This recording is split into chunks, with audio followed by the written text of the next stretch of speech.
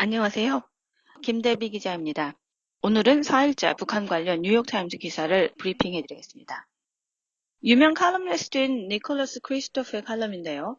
서서히 진행되는 북한과의 전쟁을 향한 움직임이라는 제목만 봐도 한반도의 긴장이 위험한 수위인 것이 느껴집니다. 이 칼럼에서는 먼저 북한과 미국의 전쟁 가능성을 분석했습니다. CIA 전직 수장인 존 브래너는 20에서 25%라고 추정하고요. 존 홉킨스 대학의 한국 전문가인 조엘 위튼 40%로 미국 외교협의회 회장인 리처드 하스는 전쟁 확률이 대략 반반 정도가 될 것이라고 예상합니다. 이 칼럼은 우리가 전쟁의 위험이 얼마나 높은지 그리고 그 결과가 얼마나 파괴적일 수 있는지에 대해 제대로 인식하지 못하고 있다고 하는데요. 지난달 미국 의회 조사국은 핵무기가 아닌 재래식 전쟁이 일어난 후 며칠 내에 30만 명이 사망할 수 있다고 추산했고요.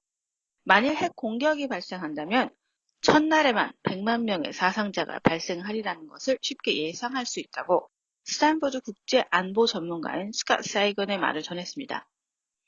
니콜라스는 트럼프의 지난 대북 제재 노력이 성공적이었다고 평가는 했지만 어느 전문가도 이런 제재가 김정은으로 하여금 핵무기를 포기하거나 미사일 프로그램을 중단하게 할 것이라고 믿지 않는다고 했습니다. 전직 군 조종사이자 지금은 민주당 일리노이 상원 의원인 타미 덕워스는 트럼프가 공습 명령을 내릴 확률이 50% 이상이라 들었다고 전했습니다. 또한 미국의 입장이 전쟁을 막자라는 기존의 생각을 넘어서 선제 공격해도 괜찮다로 변화하는 것을 느꼈다며 이에 대한 깊은 우려를 표명했습니다. 최근 타미 덕워스 및 다른 민주당 상원 의원들은 대통령이 의회 동의 없이 선제 공격을 하지 못하게 하는 법안을 발의하기도 했습니다. 칼럼은 또 미국이 지금 선택해야 할 세 가지 끔찍한 옵션을 제시했는데요. 첫째는 렉스 틸러슨 국무장관이 추구하고 있는 동결을 위한 동결안. 둘째는 북한의 생화학 무기 사용을 수십 년 동안 저지했던 것 같은 장기적 저지안. 셋째는 핵 전쟁으로 확대될 수 있는 재래식 전쟁입니다. 안보 전문가들이 이 최악의 옵션들 중에서 그나마 가장 나은 선택은 한미 군사훈련이나 제재 축소의 대가로 북한이 핵미사일 실험을 동결하는 안이라고 압도적으로 말했습니다. 그러나 현재 북한이나 미국이 이런 안에 대해 동의할지는 확실하지 않습니다.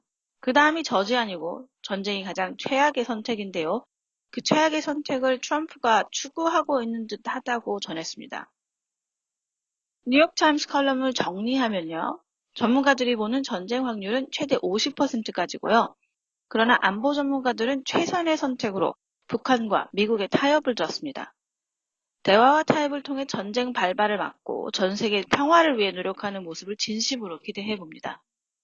다음 이슈는 마음을 따뜻하게 해주는 기사인데요.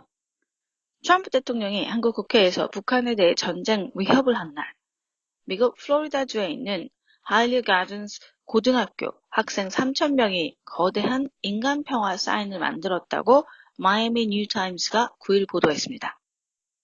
이 평화 사인은 시위가 아니고요. 트럼프 이름은 거론되지도 않았다고 합니다. 이 학생들의 사인의 메시지는 확실한데요. 전쟁은 모든 사람들이 원하지 않는다는 것입니다. 이 행사의 공동기획자인 브라이언 로스차일드는 대다수의 국민들은 평화에 관심이 있다고 말했습니다. 브라이언은 인간 평화 사인 행사를 몇 년 전부터 기획하기 시작했는데요. 수요일 행사는 두 번째로 가장 큰 행사였다고 합니다. 인간 평화 사인은 해외 분쟁뿐 아니라 경찰 총격 사건이나 이번 주 텍사스에서 26명이 사망했던 대량 학살 같은 미국 내 문제를 해결하기 위한 것이라고 합니다. 미국의 청소년들도 전쟁이 아닌 평화를 원한다는 메시지를 미국과 한국 그리고 전 세계의 어른들이 듣고 평화를 위한 노력을 하길 바랍니다.